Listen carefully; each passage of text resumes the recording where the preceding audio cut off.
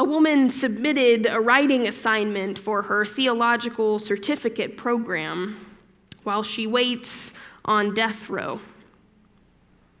The assignment was to write what it means for God to be with us. I peeked into the room. It was quite crowded. Many people were checking their watches as if they were expecting someone.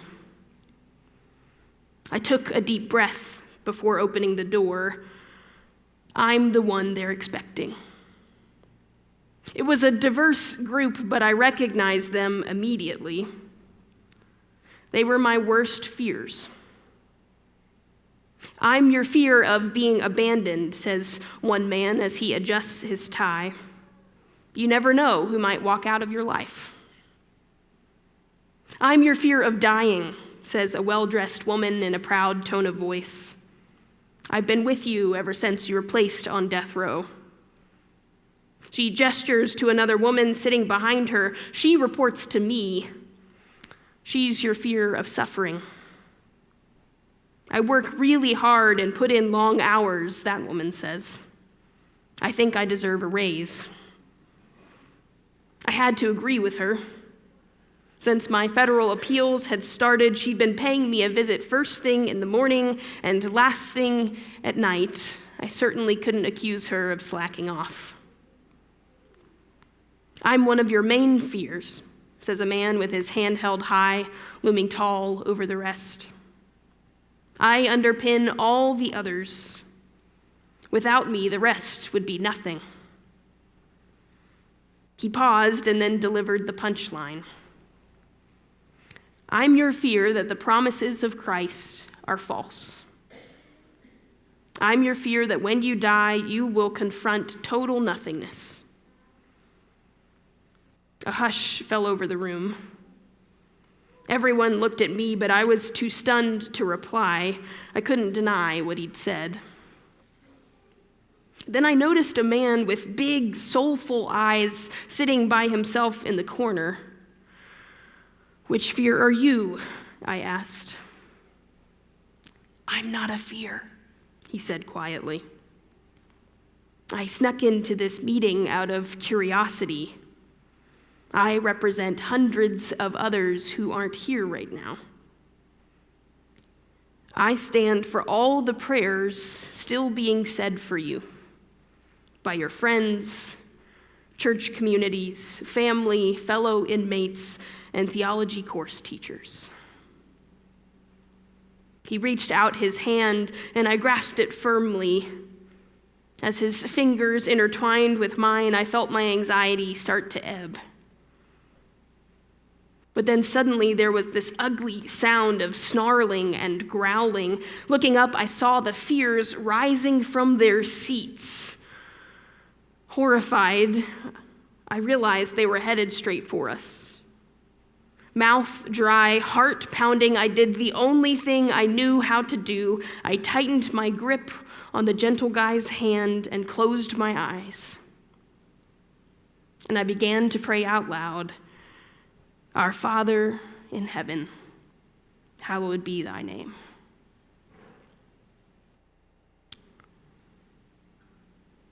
Friends, Christ was born for moments like this.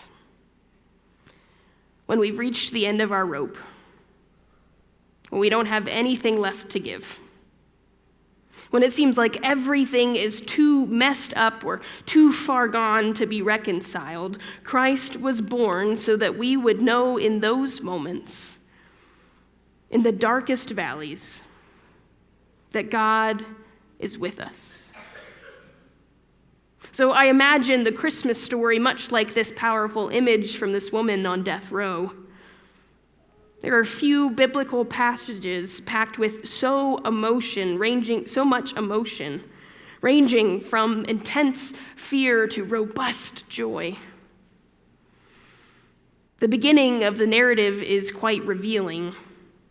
The first verses of our passage paint the birth of Jesus onto a grand backdrop on which the power of the Roman Empire looms large, not too unlike a conference room full of our fears.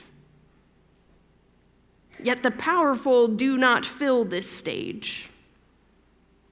Befitting a story figuring Mary, a young woman lacking pedigree, pregnant before marriage, and her newborn son lying in a feeding trough. It's not wealthy magi bearing extravagant treasures, like in Matthew 2, but common shepherds who are the first to acclaim the one born to be king. The gifts they bear are simply their words. They disclose what God has revealed to them through angelic messengers, and their praise of God invites other observers, including the readers of this Lucan passage, to join the chorus. God came to them much like God comes to us even now. And we're all invited to join the chorus. Much like the visceral image of our fears embodied and closing in on us, the timing of this story matters.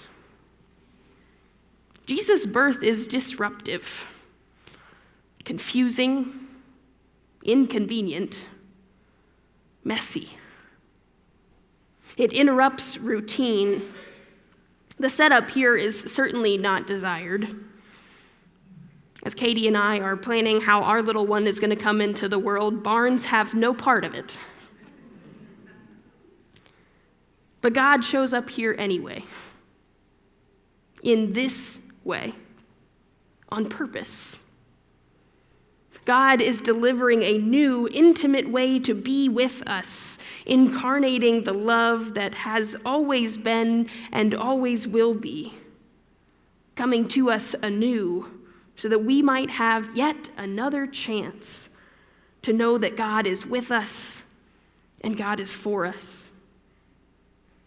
To know that God is turning the world upside down, to know God is delivering justice and peace like we never dreamed possible.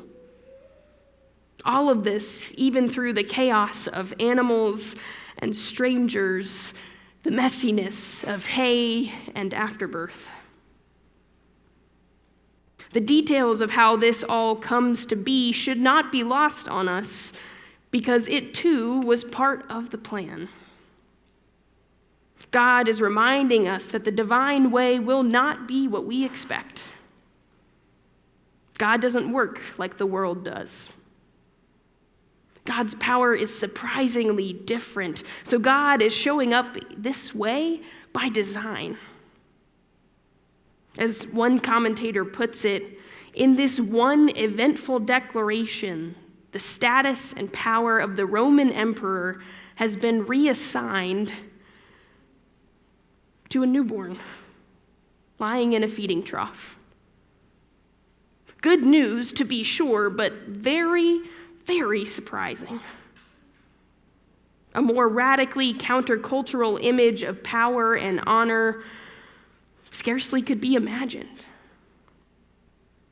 God's gift of salvation, its character of forgiveness, healing, liberation, and restoration, still to be filled out as the narrative proceeds.